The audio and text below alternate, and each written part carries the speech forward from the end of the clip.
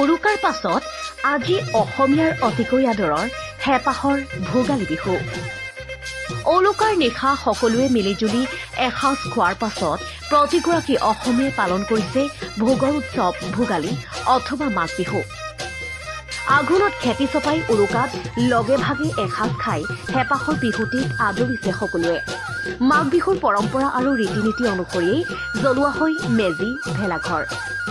মেজিৰ ওচৰত বুঢ়াৰ পৰা কনিষ্ঠজনলৈকে সকলোৱে সেৱা জনাই বিচাৰিলে মেজিৰ জুইত নাশ হওক অসূয়া অপ্ৰীতি, সকলোতে বিৰাজ কৰক শান্তি সম্প্ৰীতি।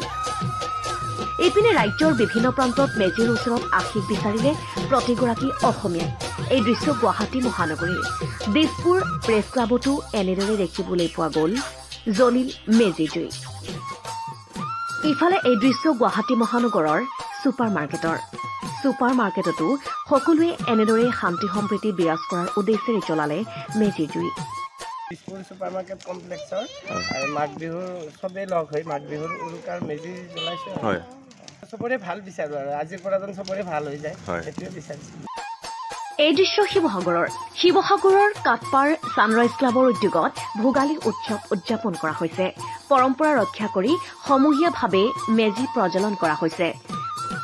গঞা ৰাইজে একগোট হৈ প্ৰজ্বলন কৰিলে মেজি, একেলগে গ্ৰহণ কৰিলে প্ৰসাদ।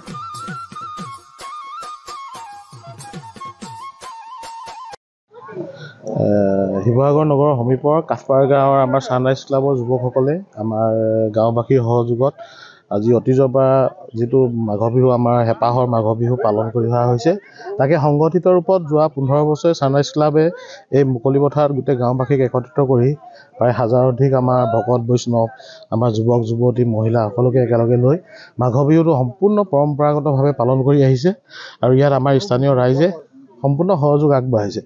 আমি আশাবাদী আমাৰ যুৱ প্ৰজন্মৰ হাতত আৰু অনাগত ভৱিষ্যতৰ ওচৰত আমাৰ এই কৃষ্টি সংস্কৃতি পৰম্পৰা এইবিলাক সংৰক্ষিত হৈ ৰ'ব শুদ্ধ ৰূপত।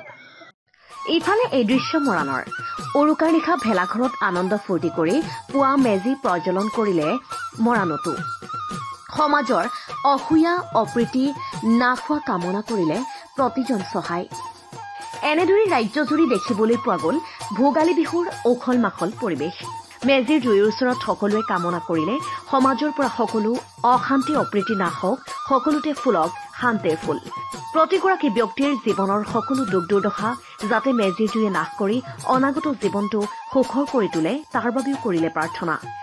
ভোগৰ উৎসৱ ভোগালী বিহুৰ এই আনন্দময় ক্ষণত দ্য ক্ৰছ কাৰেণ্টৰ তৰফৰ পৰাও সকলোৰে জীৱন সুখ শান্তিৰে ভৰি পৰক, তাকেই কামনা কৰিছো। News desk report the cross current.